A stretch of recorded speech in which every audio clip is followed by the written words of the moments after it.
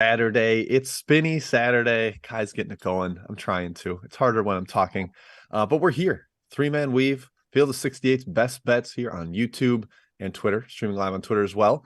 Shout out to BetRivers, our wonderful sponsor, for making this all happen. We are here to go through 148 basketball games. We will give all of them 10 minutes. So we're going to finish at midnight, I think, sometime. We're not going to watch any of the games. We're just going to talk to them all.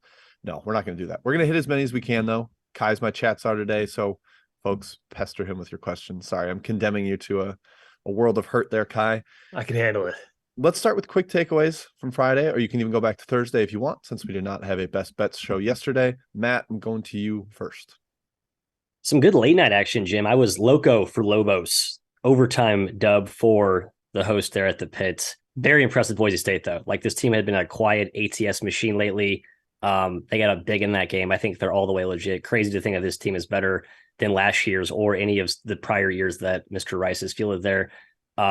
Boise is that one team where you see their number. It's like, God, really? That's the spread? But this team is very good. So do not fade them. That's kind of my piece of advice. Yeah, New Mexico did not cover that game. They only won by 2. Yeah, closing. I think closed like 2.5, whatever. But yeah, we went to OT, so you're fortunate either way.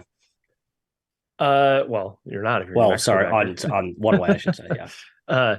Yeah, my takeaway. The Illinois game sucked. Went to Champaign on Thursday. Don't want to talk about it. Kent State rocks. Iona, what are you doing? Overtime with Manhattan. A loss to Rider, a blowout loss to Quinnipiac. 0-4. Last 8 against the spread, last 4 games for Iona and the MAC. The Rick Pitino coaching rumors, Jim, I have to think plays a role. Yeah, I know they've got a few injuries, but they're still just like way over Manhattan talent-wise. I can't believe that went to overtime. My takeaway was, what are you doing? Stop this. How much are you going to play with your food? It's going to bite you. It did bite him against Rider. Probably should have bit him yesterday, but they extended it overtime. Iona, you disgust me. Okay, let's get in today. There's so much to talk about. So many games to cover. We've got top half of the slate, kind of a menagerie, and then after Chatmon Part 1 is all Big 12. So, folks, those questions will be coming. Those games will be coming. But we're starting with UCLA at Arizona. Huge one out west. I was surprised this was a relatively early tip. I thought this would be like, the big nightcap, but it is 2 Eastern on ABC, so it'll be noon local. Kai, going to you first here. Arizona basically needs this, or the Pac-12 title hopes are already over before the end of January. Mm-hmm. Do they get the job done? Yeah, huge game, right? UCLA takes commanding conference lead if they win this game, all but wrapped up for the Pac-12 standings. Zona would fall to 5-4, which would be yikes and also very unexpected. No doubt a huge motivation spot here, Matt. Perhaps Zona is also riding with a little bit more confidence after handling USC so easily. These teams split the series last year, each won their game at home, and then Arizona beat them in the championship, beat UCLA in the Pac-12 championship. They just need to keep UCLA off the glass. They did a great job against USC. Their numbers have been bad on the defensive rebounding numbers, but they have plenty of front court size, and they can rebound at a high level like they did against USC. I think they can do a good job against UCLA today. A good shooting game would also help. They were due for an offensive explosion. They got it against USC. Hopefully they get one more here. I think it's a great spot for Arizona. They did take money. I lean their way against the Bruins. Yeah, everyone in their – I've not seen one person on UCLA out there. Everyone and their mother is on Arizona here, and I think it's the right play. There's a couple where I think the steam was so substantial last night on one side, but I do think even at current prices, I'd probably still take it. Wildcats fall in that boat, Jim. I worry about the guard play. I don't like betting on the inferior backcourt, which is how I view Arizona's backcourt relative to UCLA, especially with the way Tiger's been playing. And that's just a gritty, veteran, road-tested UCLA team. Like, they're not going to be, bothered by the McHale venue. So I have hesitancy to back Arizona, but I do think that's the right play here. They were a little bothered by it last year, Matthew. I was in the house for it, and I guess Jaime Jaquez was playing on 2 bad ankles. I was a little bit part of it as well, but Tubelis was also barely a part of that game because of his own ankle issues. So maybe not taking away a ton from that. I think Kai's discussion about the lane is important. The paint, Arizona should dominate there. Adem Bona has been solid for UCLA, but he's not Ballo. He's not Tubelis. I think Arizona can clean up in there. Spot makes sense. Matt, you mentioned a lot of people on Arizona. I was on a show yesterday, and the clip got posted right away after where I was talking up Arizona. So they're all just copying me. That's what I'm saying. I was at 5 p.m. Central. So yeah, they're just chasing that. Still in Arizona. It's flipped from Arizona dog to Arizona -2 now at BetRivers. I still think it's a decent number, not as good as them getting. I would just take money line if you really want to get in late. That's what I would do. All right, next up, Marquette at Seton Hall. Similar-ish game here, at least in the spread. Marquette laying 2 on the road. Man, Seton Hall coming up a giant emotional comeback win against UConn. Kai, rather impressive. I didn't expect them to come from all the way back down there. It seemed like it was a get-right spot for UConn. But the Pirates get that late winner on the Indefo putback. Do we trust Marquette here going on the road as the new Big East favorites per Ken Palm's projections? I trust Marquette. Yeah, I was surprised that Seton Hall kind of took money here. There's market pushback here. I know it was 2 for a long time. I see 1.5. I think at BetRivers is still 2 in favor of Marquette here. Why bet on Seton Hall? I understand they've won their last 4 games, but gosh, man, UConn was up 17. They were cruising in that game. That UConn game closed 5. Is UConn 3 points, 3.5 points better than Marquette on a neutral floor? I don't think so right now. No chance. Game 1, Marquette won by 14. They were up 19 in that game, Matt. Never competitive. 1.26 points per possession for Marquette against the Hall defense. I think they can do it again. They have number 1 offense in the country. They can tear it up. So many weapons, such good ball movement. And Hall on offense, they did own the glass in game 1. They likely will again, but the turnovers caused some issues. Marquette can do that again. I'm not super worried about the free throw line for Seton Hall. They're a terrible free throw shooting team. They shot like 50% in game 1. It's kind of repeatable. They're just not very good in the free throw line. I like Marquette here. It's my best bet, -2. Yeah, I've been higher on Hall than I think most people, so I kind of understand or respect the money that came in on Seton Hall. I still think it's too cheap, though. I think it's just exceedingly disrespectful to Marquette and how they've played away from home this season.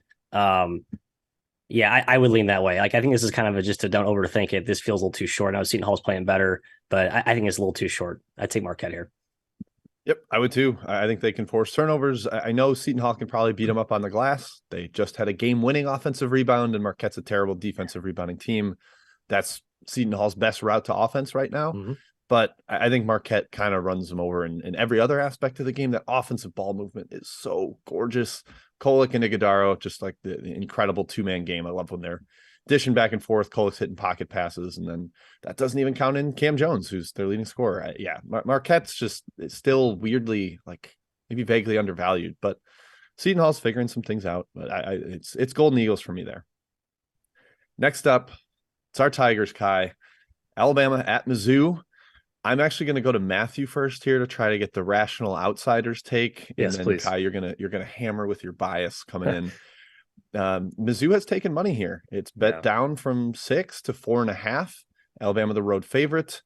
Man, I got some numbers here. I'm going to hold off on those until you tell the people how a non-Mizzou alum should feel about this game. I think you should look at this game and think, wow, Bama only -5 at Mizzou. Doesn't that feel cheap? That's kind of how I felt about it. But I think this is still a very good. Mizzou is a team that I think will play really well in big home dog spots this season, the rest of the year, save the KU debacle. I think that's kind of in the rear view. Like Mizzou, I think, has gotten better from that. They're a little bit a different team. We've seen them play well in good home spots before. Arkansas, just like riding that mojo down the stretch to get that win. In a game that'll play a little helter-skelter, I think that matters. I really do. So kind of a cliche narrative, I suppose, but I do like Mizzou at +5. I don't love it. But I guess I'd warn those who looked at that and thought that was too short before jumping to bet Bama, because I kind of like I can see Mizzou winning this game, as shocking as that is. Look, I made it shorter than 5.5. It's 4.5 now. Yeah. I stayed away. Bama's a different beast, man. I mean, best offense in the SEC versus the number 10 defense. They're going to score at will. Bediako is going to have a field day inside, frankly. If there's a prop out there for his rebounds, take the over. I think it's an automatic hit if he plays, doesn't get in foul trouble. Who guards Brandon Miller? Mizzou probably goes zone. That's kind of scary against their athleticism, Alabama's athleticism, but I guess Hodge or Kobe Brown could try. Kobe Brown, by the way, bit of a bum ankle. I think he's going to play, but he did tweak it at the end of the Arkansas game. That's a concern. It's all about hitting shots, Jim, for Mizzou. They get looks. They do move the ball really well, but they have not been shooting well lately. You're not getting anything against Alabama inside. I don't think you're getting anything at the rim. So they have to shoot, and they have to get out in transition. A transition game actually works in Mizzou's favor, in my opinion. I think they struggle when they are confined to the half court. And I think Alabama wants to run. So maybe they can find success there. We'll see. I'm just saying go Tigers and staying away from the actual betting aspect. Yeah, I'm much closer to betting Alabama than I am my Tigers. I went way too deep on the numbers in this game, so I'm just going to give you all of them. You can ignore them if you choose to. Hit us. Kai, you mentioned Alabama is the best offense in the SEC. They also have the best defense in the SEC. They are that dominant right now. That's with Tennessee. That includes a league with Tennessee. Alabama has the best defense in league play right now. Alabama also number one in 3-point attempt rate and 3-point percentage. That's very scary against Mizzou's D that is kind of willingly surrenders threes at times. And then Alabama also number one in the league in 2-point percentage defense, which is like the biggest strength of Mizzou's offense is creating some of those inside opportunities, particularly off transition, which leads me to Alabama turnover rate. Not good overall, 275th in the country, but in league play, it's 15.8, which is third in the SEC and would be top 30 nationally if they sustained it over the regular season. They have really tightened that up, and if Mizzou can't generate turnovers, that's a problem. Last thing, Alabama 4-1 ATS on the road with a 9-point cover margin. Like they have been an awesome team on the road. Mizzou just 6-6 at home. Matt, I worry this is closer to Kansas than Kentucky as far as home dog spots. So interesting. We'll see. No faith. Alabama's just better than Kentucky was then. I agree with that. So. I think the zone point Kai made's key. I think Bama against zone could make them look a little more mortal on offense. Did you hear me say they're the number one 3-point attempt rate and 3-point percentage? Yeah, I dominate the offensive glass. The way they get those looks are drive and kick. It's catch and shoot with pass, and it's just a different rhythm. I don't know. I think that just tends to throw awesome man-to-man offenses off for at least a bit. We'll see. It'd be tied or nothing for me there. I'm sorry, Tigers. All right, we'll move on. Virginia at Wake Forest. Going to the ACC. Virginia 3-point favorite on the road here. Rather large for them as well. They want to keep pace with Clemson atop the league. They're still a game back, but they need to just keep on winning. Kai, do the Cavs get it done here? Wake just had a huge home win against those Tigers, those orange Tigers I just mentioned. Do they keep it rolling and get another one against Virginia? Yeah, it's a big game for both teams for the ACC standings. They're both 6-2, second place with Pitt and Miami. Both have won 4 straight, although Virginia's schedule, you could argue, is a lot tougher over that span. Wake's offense, man, has been humming. Number one, Matt, in ACC play. Shooting, of course, a big reason. They have the best 3-point percentage. They have the third highest 3-point attempt rate. Hey, that seems a little bit key against the pack line. Wow, being able to shoot threes seems like a good matchup edge for Wake Forest. But Virginia's been winning, man. They look, I can't say they look dominant, but they're their usual crockpot self, right? They play mistake-free basketball. They just win basketball games. They're going to win the ACC. I'd put money on it. Wake did beat them last year, by the way. I think they can do it again, but 3's a pretty fair line. I'm staying away. Yeah, another more of the overnight action just, I think, sniffed out the obvious misprice. In my opinion, yeah, I had Wake much lower, closer to a pick, actually. Just very frustrating that I've been backing Wake a lot this year, or at least I was earlier. Then I look at the LSU loss, which doesn't make any sense. The Rutgers blowout, which I know Rutgers has been awesome, but outside of those games, like Appalachian State, I know they were getting a little bit banged up at that point, but Sense, really good. Steve Forbes, we love. Virginia, we're all sort of in the, this team just wasn't as good as we thought back in late November. I'm still in that camp. So I lean this way, but again, price is basically stale at this point. So no bet. Yeah, nothing for me here either. I think it's a very fair line. Ty's point about the crock potting is well taken, I think. Virginia has just been super disciplined. Like the Florida State game, it was like kind of a shootout for a relative for Virginia standards, and then Florida State couldn't score the final 4 minutes. They just have that like extra gear defensively where they can throttle you, and that scares me a little bit for Wake Forest. So I'm just going to sit that one out, see what happens with the ACC race, because it's wide open, quite honestly. I'm with Kai. I think Virginia wins, but who knows? All right, Kai, you are my czar. I'm going to go to you for questions. All right, let's do it, guys. We're starting off with Ethan, a little 2-pack here. Oral Roberts and North Dakota, Matthew. The Bobberts Eagles have been crushing the Summit. They're minus 13 on the road at BetRivers. What do you think? I kind of like laying these dominant conference teams as large road favorites. I just think that there's this bogus home court baked in that means nothing. North Dakota's been, I just don't think they're that good, right? All these Summit teams have been very Jekyll and Hyde, but this is what I'm looking to fade with an Oral Roberts team. I'm like pretty all in on this. This is the best team we've seen out of this team in forever. I'll just throw in, maybe related to your wanting to take the dominant road teams, home dogs the last week are sub 40%, 42 and 64 against after an awesome start to the year, right? So it's like a really hard reverse pendulum swing there. Yep. The home dogs in conference have not been strong. All right, Jim, Oregon and Stanford. Oregon is -3.5 on the road at Stanford. Do you have any idea how to handicap the Ducks? Not really. And Quack. Stanford's dominant performance against the Beavers was a little bit confusing, but I'm going to kind of stick with Oregon's been awesome on Saturdays. I think they just kind of get right for these big night games. They've taken a little bit of money, I believe, with it going up over 3.5, but I would still lean towards the Ducks. Probably wouldn't lay over a possession though. Quack. Let's go with Matthew in the chat. Sure. I'm going to Matthew in this forum as well. Cornell at Harvard. Cornell is -1 at Harvard, Matthew. Your thoughts? Didn't overthink it, just took Cornell. I know it's maybe not a great price. You could argue that there's a talent gap here. Coaching mismatch is huge. Cornell executes. I know Harvard's had like all week to prep for it. It's kind of an edge you could argue in some of these Ivy matchups. It negates the schematic nuances, but I still think Cornell wins, plain and simple. All right, to Jim, Connor asks about Montana State and Montana, basically a pick at BetRivers. I've stubbornly been a Montana believer and Montana State's not quite as good as they were last year when they won the league. So I'm leaning towards the Grizz at home, but man, I don't have a great read on the Big Sky this year. I wouldn't say a lot of those spread games have made sense to me. Eastern Washington being the dominant team is sort of confusing to me. So lean towards Montana, but not a ton there. And I don't have a take on the total. Question or Tooch in the chat. FIU UTSA over. I would caution against the over without knowing Metter's status for UTSA. He is their best player. He missed last game. I would assume he's out again. I think he was doubtful to play today. So I would tread lightly there. Highest usage guy, creator, ball screen operator, biggest assist guy. Like it's tough for that offense to function without him. Don't bet that game. That's the widest range of outcome game on the board today. Don't bet that game. I bet the game. I bet FIU. Did you really? Good for you. Matthew. Older man than I. Yeah. Santa Clara, St. Mary's, 12-point spread. St. Mary's favored by 12. Hey, game 1, 3-point game. What do you think? I think this is the time I'm not trying to say sell St. Mary's, but like this is a big number for a really good Clara team and a pretty short home travel situation. So I would recommend Clara small. Not going to fade St. Mary's big. Obviously, they've just been an absolute freight train, but I think it's a huge number. I think it's worth noting St. Mary's was up by like 15 that first game. It was not a 3-point game. They're up by 20 in every game. That seems ridiculous. They're really good. St. Mary's first half, Clara full game. There you go. That's my hedge. Jim in the Sun Belt, South Alabama's taking a lot of money. They are now -3 road dogs at Coastal Carolina, who's coming off an overtime win. What do you think?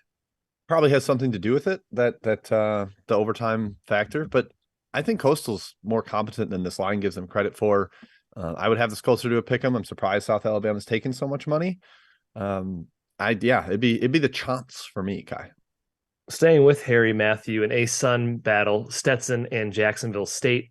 Stetson is -5 at home. Yeah, Jacksonville State, your Gamecocks took some money. They played competitively last game against Florida Gulf Coast, but I think it's a Florida Gulf Coast issue, not a Gamecocks impressive effort. I like Stetson at the cheaper price at 5. Southern Utah is going to Seattle. That's a long trip. Oh, sorry, that wasn't even asked about. Gosh, I got my games mixed up. Utah Valley was the one that was asked about. They played Seattle recently. They're at Grand Canyon Gym, a place you have been today, or excuse me, you have been in the past. Grand Canyon is -2.5. What do you think? Yeah, GCU's been pretty solid without Blackshear, the preseason WAC player of the year. Well coached. But I'll take Utah Valley as a dog here, Matt. I think both teams are very well coached. Utah Valley's got the size to compete, and again, no Udreogo for Grand Canyon. So that's 2 starters they're down. And while they've been really good with Rayshawn Harrison being the featured piece, Utah Valley's, I think, got the bounce back coming after the Seattle loss. And yeah, I like Utah Valley there. I think Utah Valley's a better team. Kind of like how much do you think the home's worth and what's the spot worth? I think that's why it's 2.5, I suppose, Matthew. Yep. Jack says Indiana State, Murray State. Murray State is really good at home, but Indiana State is one of the best teams in the league. Wow. Spread's 4, -4 Indiana State. I'm not fading Indiana State. Not fading it. Yeah, it's too much, especially for a Valley team. Prom, not familiar with Schertz's stuff. I just not going to. They haven't played this year, right? First meeting, I believe, correct? I would not fade Indiana State here. That's all I'll say. I know it does feel big. Yeah, but in the same vein, I wouldn't take Indiana State because Murray's so dominant at home. At home, yeah, the splits are real. Yep, like that home court is very real. Gosh, somehow Murray State's only 2-4 at home. this year ATS. That does surprise me. All right. Lonty, Jim, Southern Miss is his best bet against James Madison. It's around a pick. What do you think? I'm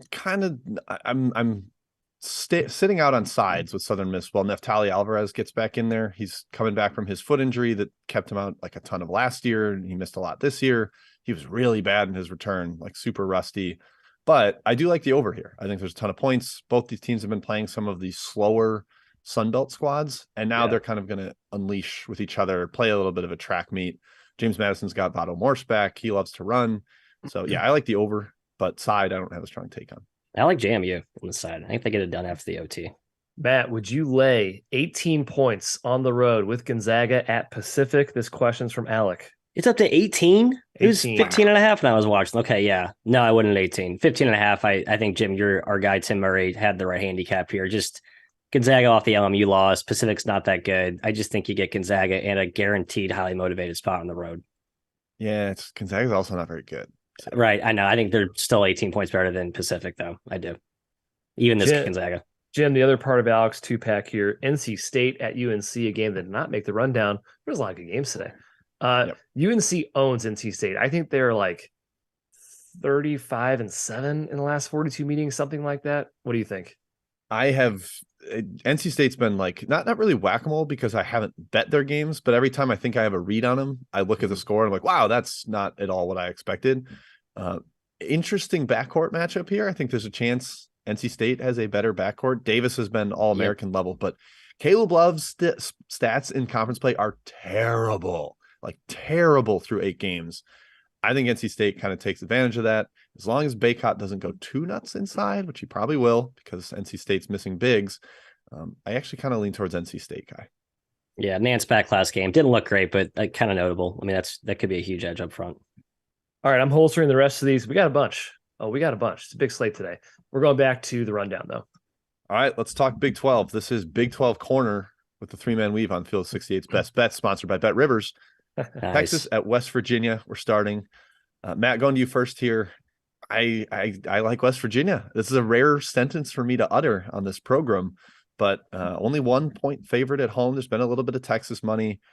I'm still hesitant to totally trust Texas. I know they've been pretty solid, but they won a lot of close games.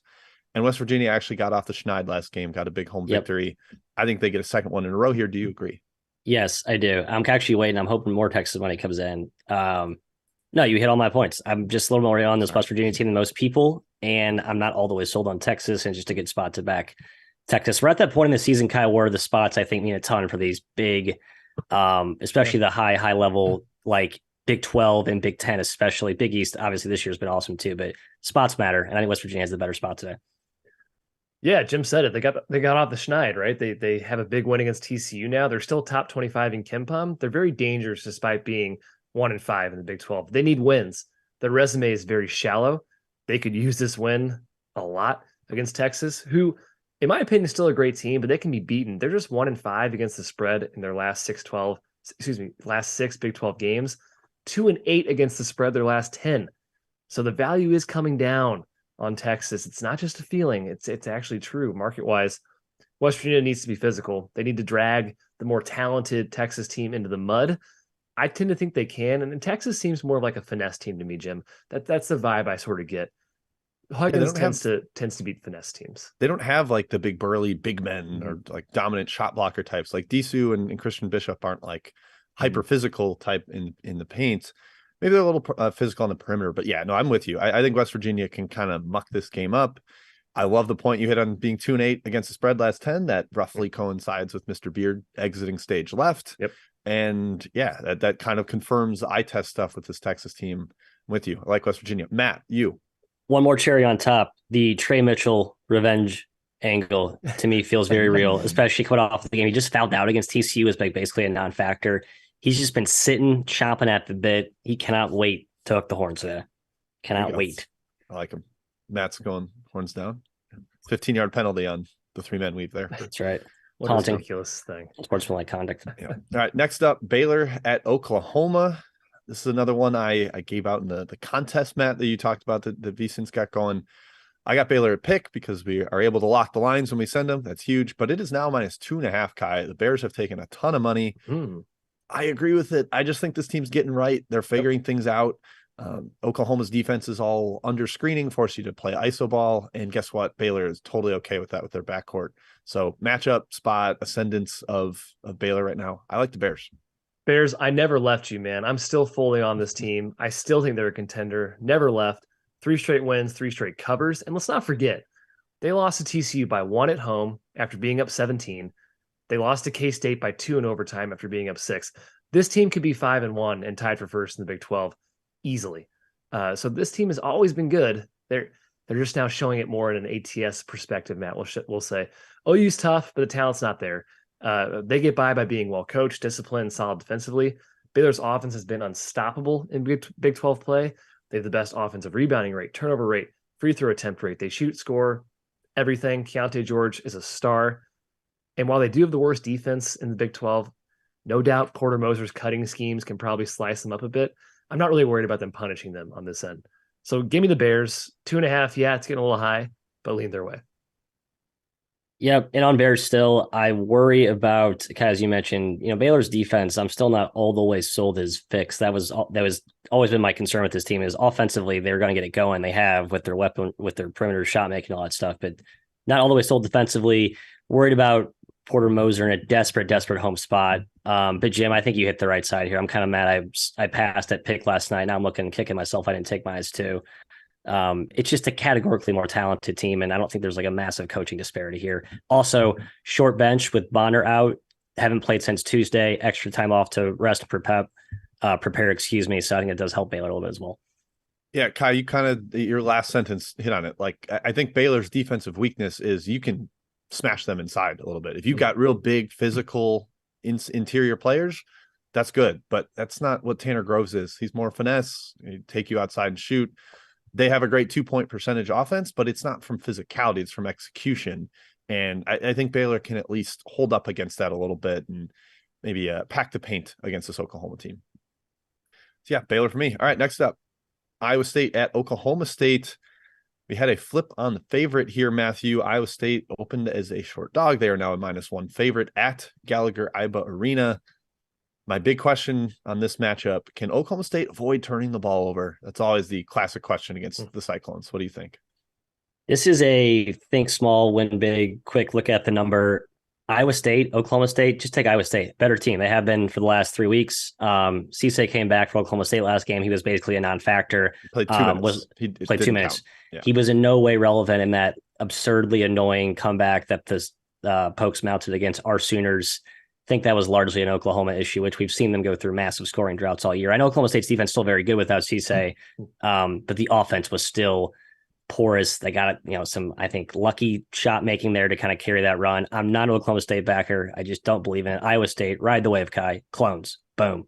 Yeah, Iowa State's looked like the best team in the league. They've covered all 6 games. They have over a 12-point cover margin in Big 12 play. They've been awesome. And Oklahoma State, they got back in the win column. They commanded Oklahoma, and maybe Cisse plays a little bit more. They could really use them because Iowa State is darn good defensively. But one area you can kind of beat them is getting inside, pump faking, getting their bigs in foul trouble, and getting to the rim. Maybe Oklahoma State can get there. I don't know. I don't see it. Too many turnovers, in my opinion, Jim, for Oklahoma State. And Iowa State's offense has been good in the Big 12. I mean, shooting, of course, part of the success probably due to come down eventually. Oklahoma State's a tough place to play, but I've been too impressed with Iowa State. I lean their way. The team just fits. There aren't any egos. It's a perfect mesh for me. Yep, that's credit to Otzelberger for getting everybody to blend that way. Like I said, my question, Matt, I think turnovers are the ultimate question here. Issue with Oklahoma State's matchup. They turn the ball over quite a bit outside the top 300 in turnover rate, and Iowa State is the best turnover forcing team in the country. They will punish you if that's the case. I think it was like a random, it might have been an Oklahoma State blog or just an Oklahoma State fan. They called Gallagher-Iba. This could be Cameron Indoor West, and it's a great home environment. It's not Cameron Indoor West. Relax. So yeah, when they have big games, it's gonna be. It is a great venue, though. I do think it's a great venue. But there's too many dips in the venue for it to be on par with something like Cameron that's up for every single game, no matter who they're playing. Last one from the Big 12. Apologies to Texas Tech and K-State, but Texas Tech, sorry, you haven't earned being on the outline. You don't get to be here. TCU at Kansas. Jayhawks 7.5-point home favorites, opened at 9 in some places. TCU money. Kai, that could be because Kansas is 0-4 as a home favorite. Last 4, haven't really gotten even close to covering any of those games. Does that continue today with TCU in town? Yeah, I'll preface this with this. Kansas is really, really good. Jalen Wilson, player of the year candidate. He's the only guy that looks remotely close to challenging Edey. I watched him score 38 against Kansas State. They couldn't stop him. And this team plays very well together. There's not a lot of weaknesses. Now, Matt, they're just 2-3 against the spread in Big 12 play. And they're a few possessions away from being 4-2, 3-3, or 2-4 straight up in conference. KU has not been dominating the Big 12 this year, like their record suggests. But TCU is hard to figure out. They look to be back one game and disappear the next. I'm on the side that they're good, but can they compete here? I don't know. They have to punish them inside. KJ Adams is super strong, but Lampkin has to win that matchup. He has to be tougher. He has to beat them there. Unfortunately, the whistle probably goes in KU's favor. That's pretty tough for a TCU team that kind of relies on the whistle. Defensively, they have to make the Jayhawks uncomfortable. Can they do it? We'll see. I lean towards TCU at plus 7.5, but I understand the line. It's worth noting, though, Kansas has not beaten, they've beaten one Big 12 team by more than 4 points this year in 6 games. Just one. Yeah, I'm going to sprinkle some more praise on our guy, Scotty Schaaf, in the chat. Like, Kansas at home as a large favorite has not been great this season. And I think it's a product of the conference. Everyone's just really, really competitive, and everyone's really, really desperate to get wins. Everyone's all in every game. All that cliche aside, Jim, 7.5 just jumped out as too many. And I know I'm not even as big of a TCU believer as you guys are, but this team, I think, it's a good spot to back them. They're a little bit undervalued in general still at this point in the season. And like, just they're built with these long wings that you need to contain Jalen Wilson. If you can contain Wilson, you have a chance against KU, because that really just puts a ton on Grady Dick making shots. And outside of that, like, I don't think they have a ton of other reliable scorers. Like, I do think they are pretty reliant on Wilson to kind of, his gravitational pull on offense. DeJuan Harris, I love, isn't like really a terrifying threat to score 20 against you. I like TCU here. I think they keep this hyper competitive all the way through. Yeah, the wild part about the scoring, like KJ Adams has scored double digits in I think it's 10 straight games now. Like he's been nice. Yeah, he's been good. Really, really I'll good give for him them. that. Yeah. But yeah, I think TCU can win in the paint against him. He's strong, but not super tall. And Lampkin can contest with strength for sure. TCU will get after it on the offensive glass. I also like the over here. TCU has been a downhill freight train in transition. Not really what you expect from Jamie Dixon, but they've played really, really fast. And Kansas, I think, will accept that pace. So efficiency maybe could be dicey in the half court, but I think there's enough transition possessions that the over makes sense. I like TCU. I think a touchdown is just too many, quite frankly, given the way Kansas has been as a home favorite and the way TCU is trending. So yeah, I would go Horned Frogs. All right, before we get to best bets, Kai, Chat Mob Part 2, what do you got for us? Rapid fire, boys. Rapid fire. We got 3 11 a.m. games that are tipping off soon. So let's talk about those real quick. Miami, Duke. Duke is taking money, likely because Jeremy Roach is available. 6.5, in my opinion, is too high. I like Miami. Matt, going to you for Syracuse, Georgia Tech. Your thoughts there? I think Syracuse is a road favorite, -2.5. Absolutely no thoughts in this game. I just want to reiterate the point you made on last game. I would not bet Duke against Jimmy Larinaga. That's not been a recipe for success. So I would lean Canes here, even though Roach is in. Jim from Space Ace, Ole Miss on the road at Arkansas.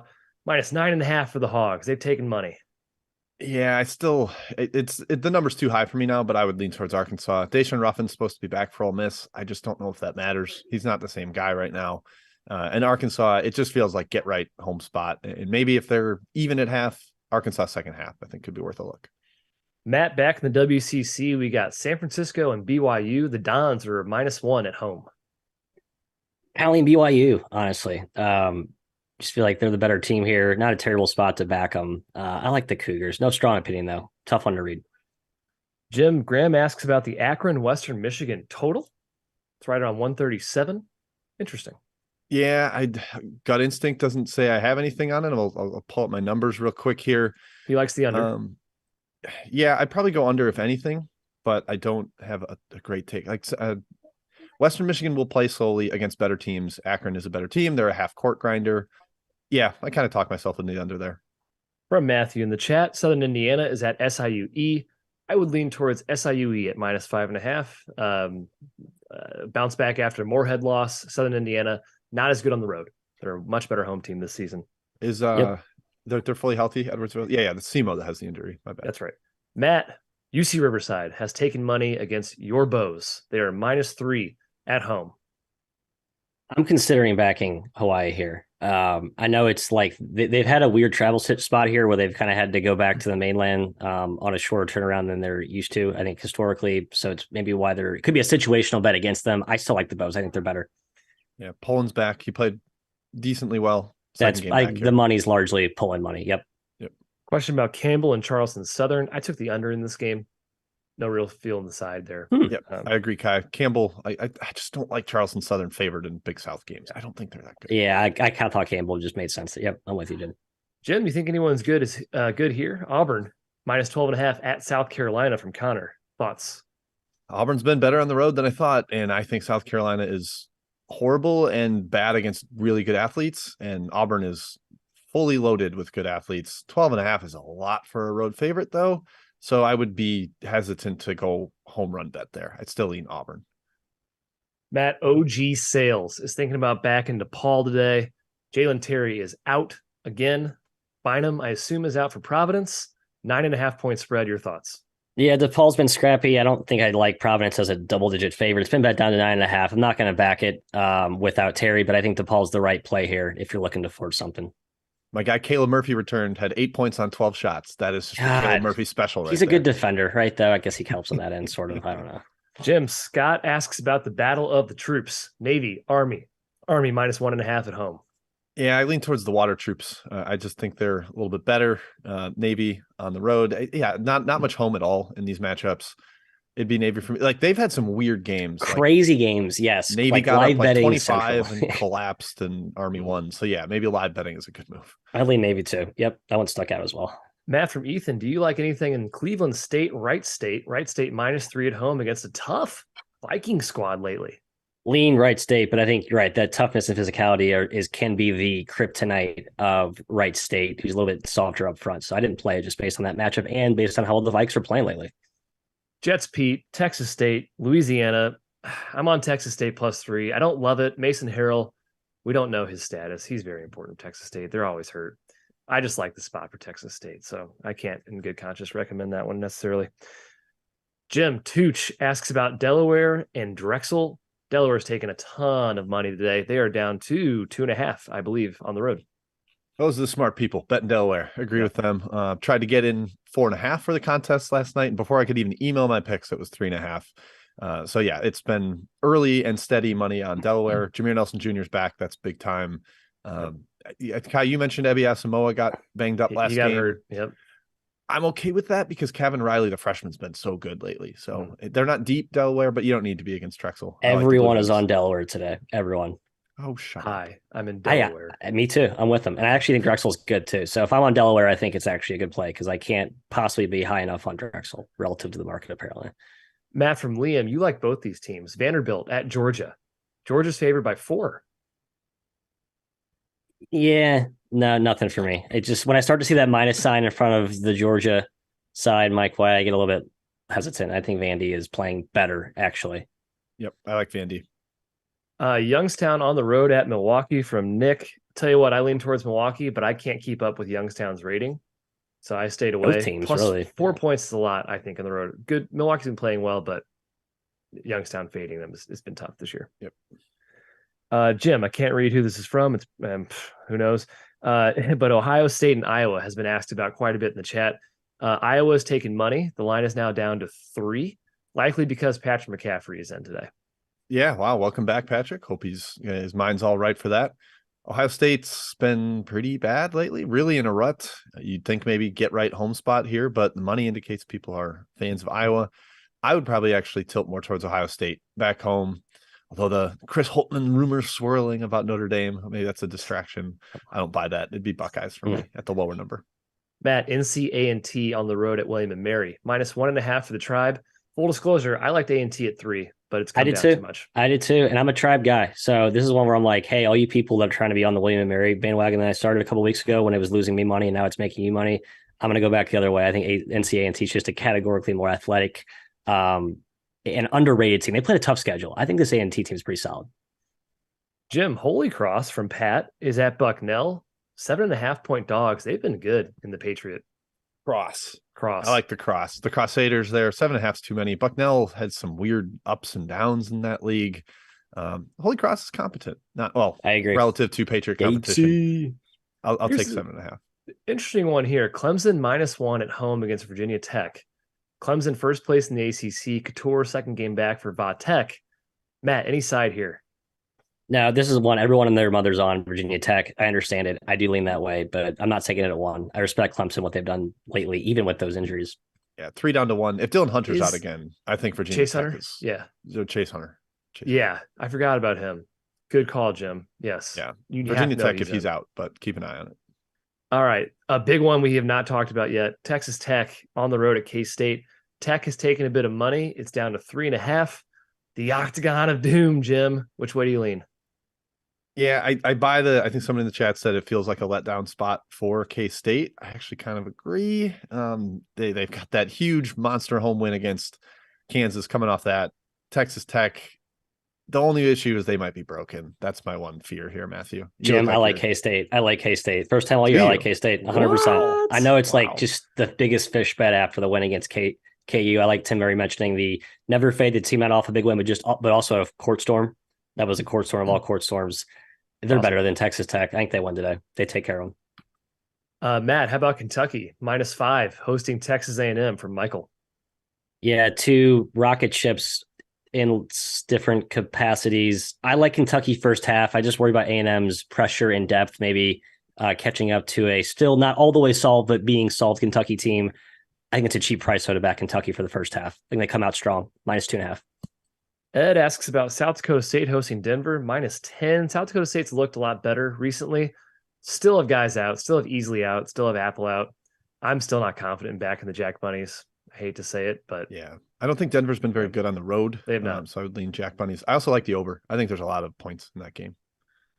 All right, 3 more here. The GSU battle, Jim. Georgia Southern, Georgia State. Georgia Southern's gotten crushed in the market, up to 6.